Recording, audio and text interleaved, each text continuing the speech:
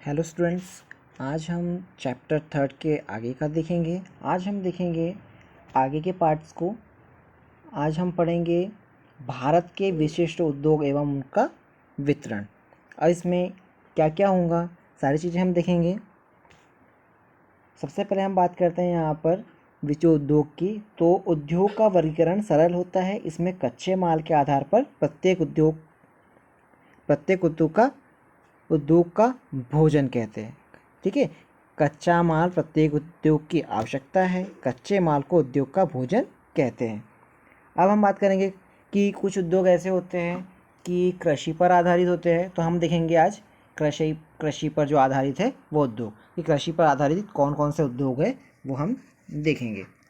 सबसे पहले हम बात करते हैं कि हमारा जो भारत है वो एक कृषि प्रधान देश है, इसलिए देश की अर्थव्यवस्था में कृषि का महत्वपूर्ण योगदान है। हमारे देश की कुल जनसंख्या का एक बड़ा भाग कृषि अथवा कृषि संबंधित अन्य उद्योग के माध्यम से अपना जीवन यापन कर रहे हैं।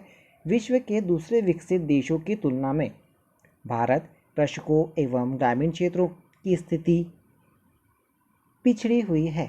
ग्रामीण लोग की कृषि कार्य में रुचि घट रही है और शहर की ओर पलायन हो रहा है। परिणाम स्वरूप शहरों में कई गंभीर समस्याएं उभर कर सामने आ रही है। अतः यह आवश्यक हो गया है कि ग्रामीण क्षेत्र का तीव्र गति से विकास किया जाए एवं रोजगार व आय संवर्धन के उपाय किए जाए। हम इसमें देखेंगे आगे कि कृषि मूल्य संवर्धन क्या है। कृषि मूल्य संवर्धन की बात करते हैं हम। तो कृषि मूल्य संवर्धन का तात्पर्य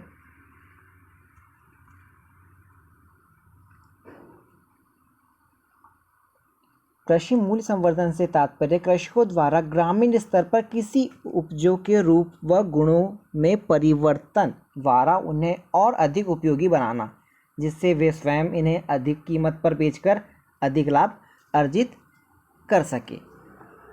आगे हम देखेंगे इसके अंतर्गत क्या होता है कि कृषि उत्पादन कम होते जा रहा है। आपको पता है कृषकों की आर्थिक स्थिति दयनीय है। फसलों का एक बड़ा भाग व्यर्थ नष्ट हो रहा है।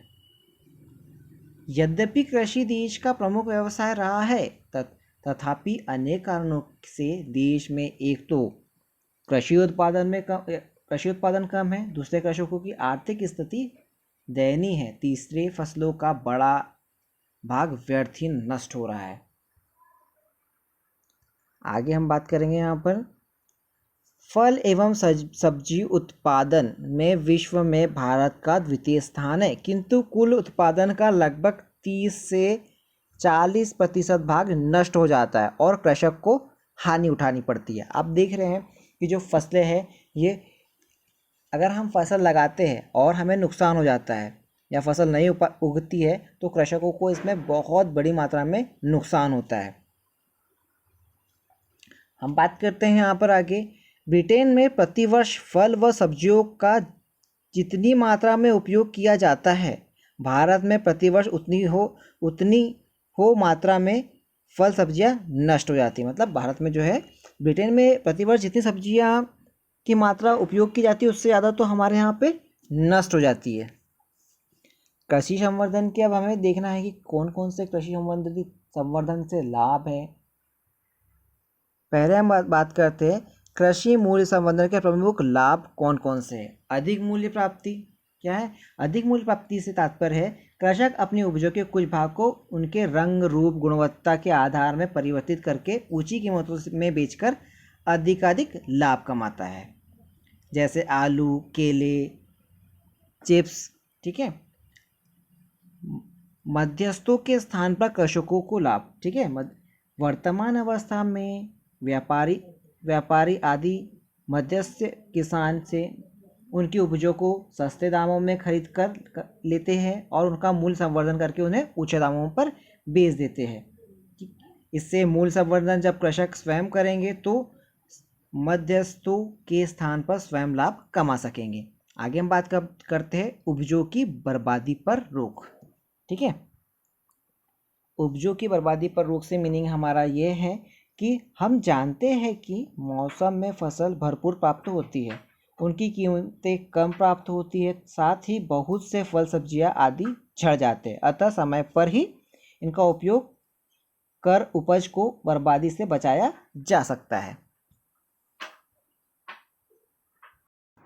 आगे हम बात करेंगे मूल संवर्धन के जो है उपाय, कि कौन कौन से उपाय जो है मूल संवर्धन के होते हैं। कृषि उपजों के रंग, रूप, गुण आदि में परिवर्तन करके कृषि मूल्य संवर्धन किया जा सकता है। प्रमुख रूप से कृषि उपजों से निम्नलिखित सामग्री तैसे तैयार होती है, जैसे कि आप देख रहेंगे आटा या दलिया बनाना,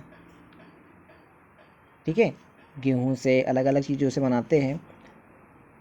बढ़िया बिजौरे, ठीक है, उड़द, मूंग, चना दाल, ये सारी चीज़ें आती है। इसमें पापड़, पापड़ तो आपको पता ही है, कृषि उपजों से प्राप्त विभिन्न प्रकार की दाल, आलू, चावल से।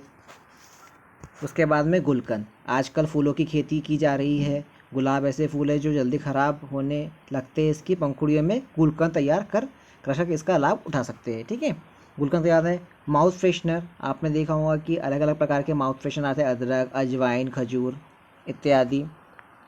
मक्खन, घी, पनीर, ठीक है, मक्खन, घी, पनीर तो हमारे कृषकों के पास में हो जाता है, पशुपालन से रिलेटेड है ये सारी चीज़ें। इसके बाद में सेवैया, सेवैया भी जो है घर पर ही तैयार हो जाती है। शुष्कन द्वारा मूल संवर्धन, शुष्कन द्वारा क्या है, विभिन्न फल एवं सब्जियां, विशेषकर पत्तेदार सब्जियां शीघ्र नाशवान होती है, सुखाकर रखने से इन्हें यहाँ नष्ट होने से बचाया जा सकता है, वहीं इसके अच्छी आय भी प्राप्त की जा सकती है, ठीक है, समझ में आ गया आपको। इसके बाद करते हैं चिप्स। चिप्स भी आपको देखे ही होंगे, आलू, केले इत्यादि से बनते हैं। इसके बाद में सॉस, केचप, चटनी, हमारे बच्चे लोग तो बहुत ज़्यादा ही इस चीज़ के शौकीन हैं, सभी को पता है कि चाट, केचप, चटनियाँ कैसे बनती है, ठीक है। इसके बाद में अचार, अचार भी पता है आपको, आम, नींबू, ठीक है, इनसे जैम, जेली, मुरब्बे, ठीक है, बेरों से मुरब्बे, ठीक है, अलग अलग प्रकार के जेम्स जो हमारे यहाँ पर मिल जाते हैं, इन सारी चीज़ों से बनते हैं।